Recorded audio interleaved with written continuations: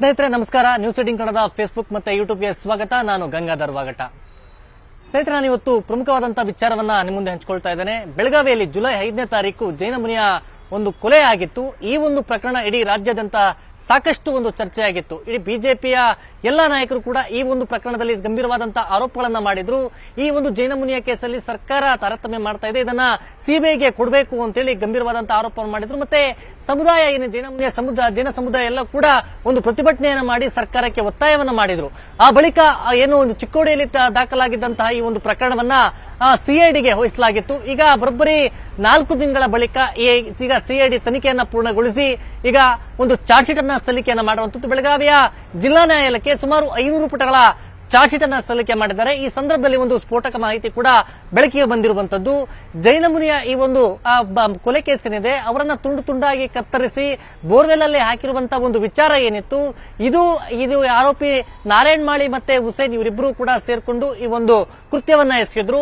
ಆರೋಪಿಗಳ ವಿಚಾರಣೆ ಸಂದರ್ಭದಲ್ಲಿ ಕೇವಲ 6 ಲಕ್ಷದ ಹಣಕಾಸಿನ ಅಷ್ಟೇ ವ್ಯವಹಾರ ಅಷ್ಟೇ ಅಲ್ಲದೆ ಈ 6 ಲಕ್ಷ ಕೊಟ್ಟಂತಹ ಸಂದರ್ಭದಲ್ಲಿ ಅದನ್ನ ಬಡ್ಡಿ ಲೆಕ್ಕಾಚಾರವೆಲ್ಲ ಮಾಡಿ ಎಲ್ಲರ ಎದುರು ಅಲ್ಲಿ ಬರುವಂತಹ ಭಕ್ತಾದಿಗಳಾಗಿರ್ಬೋದು ಮತ್ತೆ ಅಲ್ಲಿ ಬರುವಂತಹ ಯಾರೇ ಬಂದರೂ ಸಹ ಸಾರ್ವಜನಿಕವಾಗಿ ಆರೋಪಿಯಾಗಿರುವಂತಹ ನಾರಾಯಣ್ ಮಾಳಿಗೆ ನಿಂದನೆಯನ್ನ ಮಾಡ್ತಾ ಇದ್ರು, ಹೆಚ್ಚಾಗಿ ಬೈತಾ ಇದ್ರು. ಇದರಿಂದ ಬೇಸತ್ತಂತಹ ಆರೋಪಿ ನಾರಾಯಣ್ ಮಾಳಿ ಇವರನ್ನ ಹೇಗಾದ್ರೂ ಮಾಡಿ ಕೊಲೆ ಮಾಡಿದ್ರೆ ನಮಗೆ ನೆಮ್ಮದಿ ಅನ್ನೋ ನಿಟ್ಟಿನಲ್ಲಿ ಪ್ಲಾನ್ ಮಾಡಿ ಜುಲೈ 5ನೇ ತಾರೀಕು ರಾತ್ರಿ ಏನು ಜೈನ ಮುನಿಗಳು ಇದ್ದಂತಹ ವಾಸವಾದಂತಹ ಸ್ಥಳಕ್ಕೆ ಆಶ್ರಮಕ್ಕೆ ಹೋಗಿ ಅಲ್ಲೇ ಅವರನ್ನ ಕರೆಂಟ್ ಶಾಕ್ ಕೊಟ್ಟು ಜೊತೆಗೆ ಟವಲ್ ಇಂದ ಅವರ ಕುತ್ತಿಗೆಯನ್ನ ಬಿಗಿದು ಅಲ್ಲಿಂದ ಬಾಡಿಯನ್ನ ಶಿಫ್ಟ್ ಮಾಡಿದ್ರು.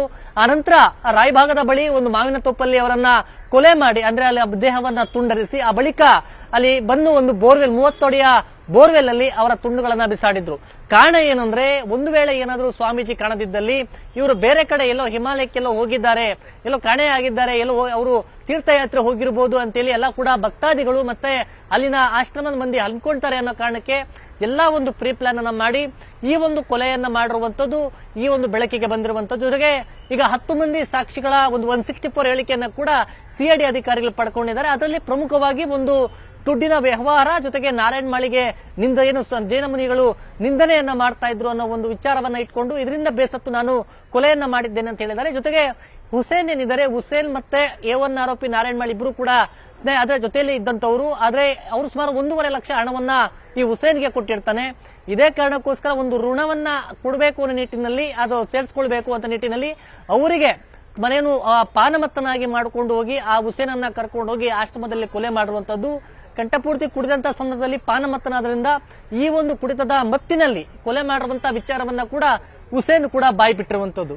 ಈಗ ಹುಸೇನ್ ಏನು ನಾರಾಯಣ್ ಮಾಳಿ ಹೇಳ್ಕೊಟ್ಟಂತಹ ಒಂದು ವಿಚಾರ ಏನು ಅವರ ಒಂದು ಆರೋಪಿ ಕೊಟ್ಟಂತಹ ಈ ವಿಚಾರ ಇದರ ಸಂದರ್ಭದಲ್ಲಿ ಬೈಕ್ ಓಡಿಸ್ಕೊಂಡು ಹೋಗಿ ಕೃತ್ಯವನ್ನ ಎಸಗಿದ್ದಾಗಿ ಅಲ್ಲಿ ಹುಸೇನ್ ಕೂಡ ಬಾಯಿ ಬಿಟ್ಟಿದ್ದಾನೆ. ಜೊತೆಗೆ ನಾರಾಯಣ್ ಮಾಳಿ ಬಂದು ಜೈನ ಮುನಿಯ ಜೊತೆಗಿದ್ದಂತಹ ಒಡನಾಟ, ಅವರ ವ್ಯವಹಾರ ಜೊತೆಗೆ ಅಂತ ಭಕ್ತಾದಿಗಳ ಸಂದರ್ಭದಲ್ಲಿ ಆ ಭಕ್ತಾದಿಗಳ ಸಮ್ಮುಖದಲ್ಲಿ ಇವರಿಗೆ ನಿಂದನೆ ಮಾಡಿದ್ರಿಂದ ಇದರಿಂದ ಕೋಪಗೊಂಡು ಈ ಒಂದು ಕೃತ್ಯವನ್ನ ಎಸಗಿದ್ದಾಗಿ ಈಗ ಆರೋಪಿ ಒಪ್ಕೊಂಡಿರುವಂತದ್ದು.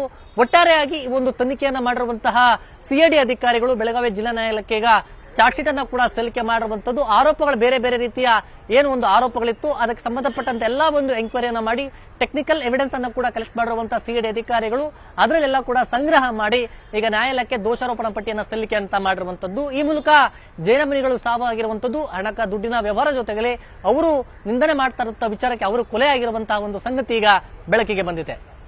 ಸ್ನೇಹಿತರೆ, ಈ ಒಂದು ವಿಚಾರ ನಿಮಗೆ ಇಷ್ಟವಾಗಿದ್ದಲ್ಲಿ ನ್ಯೂಸ್ 18 ಕನ್ನಡ ಫೇಸ್ಬುಕ್ ಮತ್ತೆ ಯೂಟ್ಯೂಬ್ ಅನ್ನ ಸಬ್ಸ್ಕ್ರೈಬ್ ಮಾಡಿ ಮತ್ತೆ ಶೇರ್ ಮಾಡಿ. ಕ್ಯಾಮರಾ ಪರ್ಸನ್ ಇಬ್ರಾಹಿಂ ಜೊತೆ ಗಂಗಾಧರ್ ವಾಗ್ತಾ, ನ್ಯೂಸ್ 18 ಬೆಂಗಳೂರು. ಕನ್ನಡಿಗರ ಮೆಚ್ಚಿನ ನಿಮ್ಮ ನ್ಯೂಸ್ 18 ಕನ್ನಡ ಈಗ ವಾಟ್ಸ್ಆಪ್ ನಲ್ಲಿಯೂ ಲಭ್ಯ.